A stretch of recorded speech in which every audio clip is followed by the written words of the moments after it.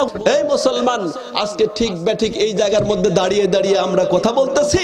আজকে তাম পৃথিবীর মধ্যে দেখা যায়, তাম বাংলাদেশের মধ্যে দেখা যায় আল্লাহর পয়গম্বরকে নিয়ে কটূক্তি করা হয়, আল্লাহর পয়গম্বরকে ব্যঙ্গ করা হয়, কোরআন নিয়ে ব্যঙ্গ করা হয়, আল্লাহকে ব্যঙ্গ করা হয়। মুসলমান, তখন কোথায় থাকো? তখন কি নরক বিছানায় পিঠ লাগিয়ে লাগিয়ে ঘুমাও? তখন তোমার ঠিক আর বেঠিক কোথায় যায়? ধরে বলেন ঠিক কিনা?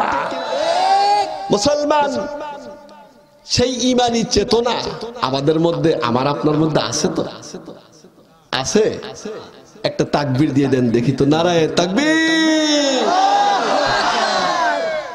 বললাম না?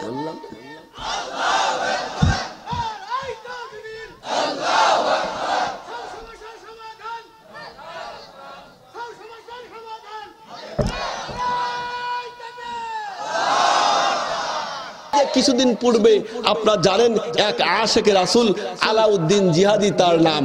এই আশেকে রাসূল আজকে বাংলার জমিনের মধ্যে আল্লামা আহমদ শফি রহমাতুল্লাহ আলাই, সেই আপনার হাটহাজারীর ময়দানের প্রিন্সিপাল, উনি যখন মারা গেলেন, মারা যাওয়ার পরে ওই আশেকে রাসূল আলাউদ্দিন ওনাকে নিয়ে একটু ব্যঙ্গ করেছিল, কটূক্তি করেছিল। আপনারা জানেন না? করার পরে আমাদের সরকার মহোদয়, প্রশাসনের ভাইরা ওনাকে গ্রেফতার করেছিল। গ্রেফতার করার পরে ওই আশেকে রাসূল যারা, তারা ওনাকে জেল থেকে বের করার জন্য সবাই রাস্তার মধ্যে কাফনের কাপড় পরে শুয়েছিল। দেখছেন না আপনারা? যুবক ভাইরা যারা সোশ্যাল মিডিয়া চালান, ফেসবুক চালান, তারা দেখছে, পত্রিকায় আসছে, তারা রাস্তার মধ্যে শুয়ে পড়েছিল। কেন? ওরা হলো আশেকে রাসূল। জোরে বলেন ঠিক কিনা?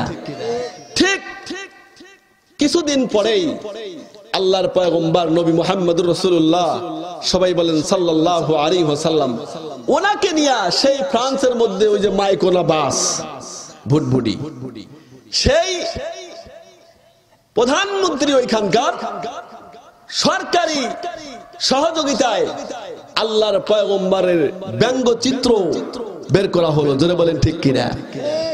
তারপরে যখন ব্যঙ্গচিত্র বের করা হলো, তখন আর বাংলার জমিনের মধ্যে কোনো আশিকে রাসূলকে খুঁজে পাওয়া যায় নাই। জোরে বলেন ঠিক কিনা? তখন এই বাংলার জমিনের মধ্যে একমাত্র আশিকে রাসূল ছিল কওমি মাদ্রাসার সূর্য সন্তানরা। জোরে বলেন ঠিক কিনা? এবং মানুষ মনে করছে যে দুনিয়া থেকে বাঘ চলে গেছে, সিংহ চলে গেছে, সিংহ মরে গেলেও কিন্তু সিংহর বাচ্চাগুলো থেকে যায়। জোরে বলেন ঠিক কিনা?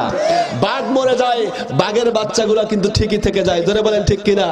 আল্লামা আজিজুল হক রহমাতুল্লাহ আলাইহি চলে গেছেন, তার ছেলে জিন্দা শাহজালাল হযরতে আল্লাহু আকবার শাইখুল হাদিস ইবনে শাইখুল হাদিস আল্লামা মামুনুল হককে আল্লাহ তাআলা জমিনের মধ্যে পাঠিয়ে দিয়েছেন। জোরে বলেন ঠিক কিনা? আল্লামা মুফতি আমিনী রহমাতুল্লাহ আলাইহি চলে গেলেন, ওনার জিন্দা ছেলে মুফতি সাদাত হোসেন রাজিকে রেখে গেলেন। জোরে বলেন ঠিক কিনা?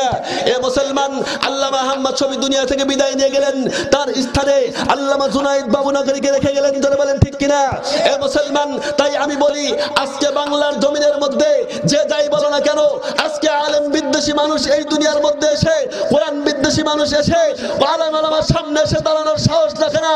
কারণ দূর থেকেই তোমরা কথা বলতে পারো, আল উলামা ওয়ারাসাতুল আম্বিয়া, আলেম ওলামা হলো আম্বিয়াদের ওয়ারিস। যতদিন পর্যন্ত এই হাদিস ঠিক আছে, এতদিন পর্যন্ত, কিয়ামত পর্যন্ত আল্লাহ রাব্বুল আলামিন এই আলেম ওলামাকে দুনিয়ার মধ্যে আল্লাহ রাব্বুল আলামিন সম্মানের চেয়ার দিয়ে বসায় রাখবেন ইনশাআল্লাহ। যারা বলেন ঠিক কিনা?